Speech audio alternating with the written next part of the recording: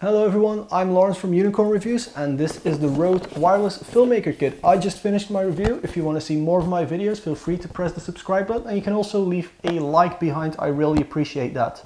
Alright, so here's what we'll do. First I'll unbox it and then I'll test it later. Now I've already done the testing, so it's not quite boxed the way it should be boxed from the factory because I reboxed it to do an unboxing. I'm not quite smart enough yet to figure out that I can actually unbox it at one point in time and then test it for a few weeks and then edited everything together. I don't quite know that yet. So on the front you just get Rode Filmmaker wireless audio system. So you get the rodelink system, a transmitter and a receiver, as well as the Rode lavelier. On the back of the box it just says it's a 2.4 gigahertz signal. So that's quite interesting because absolutely everything works at 2.4 gigahertz. So really interested when it comes to interference. It is an encrypted signal. They promise up to 100 meters of range.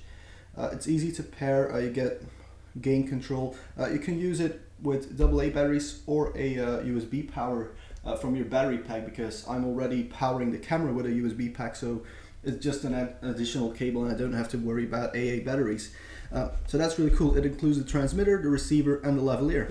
So let's get it open first. Now it is a bit tighter than how it came from the factory because I'm not very good at reboxing stuff. But as you remove this shell, you get this very nice blue box. It's a very light blue, very nice stuff. And then you open it up and you get the receiver on one end, nice print on everything. I really like that sort of stuff. So if you open it, you just see a Canon, what is this, a 5D Mark III. And on the other side, you can see a Talent with the transmitter in his back pocket. Now, it just comes like this. So this is a plastic cover. Rode, this is the receiver bit, so this thing goes on your camera. You can obviously also put it somewhere else, but it would most likely go on a camera. It has this tripod mount. It also has a bigger thread for microphone stands, for example. And if you remove this thing, you can clip it on a belt as well. I don't quite know why you would do that, but you can. On the back you get the power button, so you just press it for a bit. It starts up, you get this nice OLED display here. And then you have a channel selector, so you can choose between two channels, and a mute button to mute it. That's all really nice. And then here on the bottom you have a little button and then it slides open. For the gain controls on the receiver. So on the receiver itself you can go 0 dB, minus 10 dB or minus 20 decibels. There's also a pairing button which I didn't even have to use. Now you can also open it further and that's where you can put your double AA batteries in there. Now on this side you also have a micro USB power hub, so you can power it with a battery pack if you want to record for really long times. Now, I can't really give you information on battery life with AA batteries because first of all of them are different, as well as that I haven't really been using it with AAs, so I don't quite know that. Here you have the audio out, which will go into your camera. Now also in this area of the box you get a quick start guide and a information on how to insert batteries, because people apparently don't know how to insert batteries. That's cool. You get this audio cable. So this is the side that goes into the camera, and this one has a locking thing. Now I'm aware that it's completely out of focus when I get this close, but there we go. So this locks onto your camera. It is a very small ring, onto your receiver, I'm sorry. So because it is so small, I find it quite hard because you have to insert it and to then rotate it in. It is a bit difficult, but it's okay. So that's all really nice. And then obviously you just put this on your camera, use this ring to lock it in place. This will go on your hot shoe adapter or on a cold shoe adapter, whatever. And then this will all work fine. What else is in here is this little wrench. No idea what it's for, but you get one, which is cool. You also get one of these things to help with moisture, and another one of them. So I probably have one of them from that box mixed up. Then on the transmitter side, this is a bit simpler when it comes to layout. It only has a power button here on the back. So again, you can power it to select the channel. If you press it again, it will go to the other channels. Again, I'll talk about it, but you have this locking thingy here. Again, power by USB, which is of course really handy for long stuff. Now on the bottom you can also insert this thing, so you can also mount it onto a camera if you somehow would like to do that, or on something else really, camera tripod or something you can mount it to. That's really cool. It also of course has the belt clip. It opens up and here you have a gain, so you can go +10 or +20 decibels, as well as the link button. Again, double AA batteries here, but as I said, I prefer using the USB with a very small battery pack in my pocket. Now, is there anything else to say? Yes, these things, they come with rubber grommets to cover them off, but I've noticed, and this is probably one of the few things I dislike with this microphone, when you put it on your belt, the rubber things just come off, so I just took them off and put them away because I don't really see the point in them. But that's pretty much it for this bit. So I'll just move on to the microphone itself. Let's first of all get the focus back on the camera to where we want it. And well, you get this little bag like you get with pretty much every single Rode lavalier.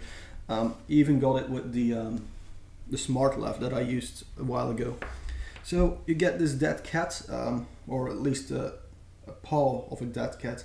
It's not really made from cats, guys, so don't worry. You get this microphone clip. It comes separately with the thing. A little foam cover here, but this is the lav itself. A good length cable and a Micron connector. So this connector, I'll just bring it back closer again. There we go. This is about as close as my camera can focus. Now you also get this connector right here, which of course just screws onto the Micron connector. So you can also put an XLR connector on this sort of stuff. It just locks in like so.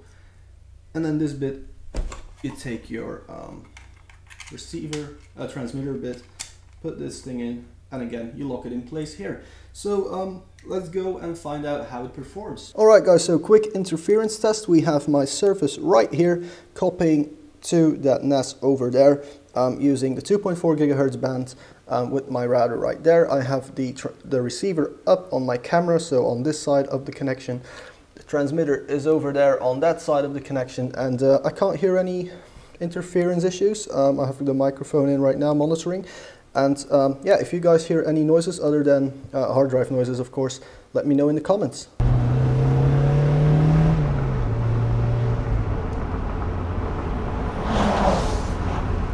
Alright then guys, so while we're going to the next filming location, I thought it would be a good idea to test the windshield on this thing because it came with it. Alright then guys, range test. I have a tree right over there, and then right there, you can probably not even see it, we have a camera. Now last time around I put the camera here and I walked towards the tree, which is I guess 110, 120 meters away from me, and we didn't get an audio dropout, so now I have to redo the entire thing. Yay. Even though it's really tiring on my arm, so I'm just going to walk over. I'll just put myself on either side of the screen, whatever side of the frame I'm running, I guess. And I'll just talk a little bit about what I think about the microphone, the price point, the performance of it, that sort of stuff. So let's start with the price. The microphone you get is the Rode Lav. That's a €200 microphone. Now when you buy it separately, it doesn't come with a Micron connector, because that connector is also an additional €15. So the other €185, I guess, is then the rodelink system with the transmitter and the receiver, which is really good value. Now, it's also very simple to set up. So that's the next part. It really is just, you just turn on either side of the transmitting and receiving process, and it works. You don't really have to do anything. Also, we have a chopper flying over, great for sound testing. Something you might notice is that there are some high voltage power lines above me right now. Hopefully that also helps a bit with interfering the signal, because I'm probably not going to walk far enough away. Now, my apologies if I'm completely out of frame or out of focus. We're filming with an A7 in APS-C mode on a 200mm Nikon lens, so it's really narrow to still be in frame. Now, Sound quality, I guess, is the leftover bit, and I might have to redo this bit because we're really far away from the camera now. So sound quality, I think, is really good. It is a bit bassy when you put it too close. With the smart lav, also from Rode, that I tested in this area some time ago, I had to put it quite close to me, or it sounded really tinny. This thing is really good. I can put it right here, so I'm free to move wherever. You know, you still have enough wire left over to put the transmitter far enough away from you. So that's all really nice. I guess everything with this smart lav, I'm sorry, with the rodelink Wireless Filmmaker Kit is actually really good. Anyway, I just had a 2.5 minute walk to my tree right here. I cannot see the camera, it's somewhere over there, somewhere. So I'm just going to walk back now and hopefully I'm in frame this time. Alright then guys, so time for the conclusion on the Rode Wireless Filmmaker Kit. And I guess it's pretty good, isn't it? There's not really much to say about it. I mean, the range we got was way more than the 100 meters they promised. Sound quality, as you can hear, is very good. I haven't edited any sound in this film at all, so you know for yourself how good the audio quality is. And what more is there really to say? The price may be a bit high for some people, but then when you compare it to the Sennheisers and the Sony stuff, it's very cheap. I wouldn't say cheap, budget friendly. People hate it when I say cheap. So yeah, it's just really good value. It's easy to set up. It looks very good. It's very small. It's not heavy at all. I mean, it is plastic, but it feels really well built as well. So guys, if you like the video, press the like button. If you dislike the video, press the dislike button. You can leave a comment. You can share this video, which no one ever does, but it really helps out a lot. You can find me on Twitter and Facebook, and you can also support the channel on Patreon, where I can then buy more stuff like this microphone, for example. So thank you very much to the Patreon people who helped fund the new microphone, the new camera. There will be a look at my gear video later on, the what's in my bag type of videos. But anyway, for now, thank you very much for watching, and don't forget to subscribe.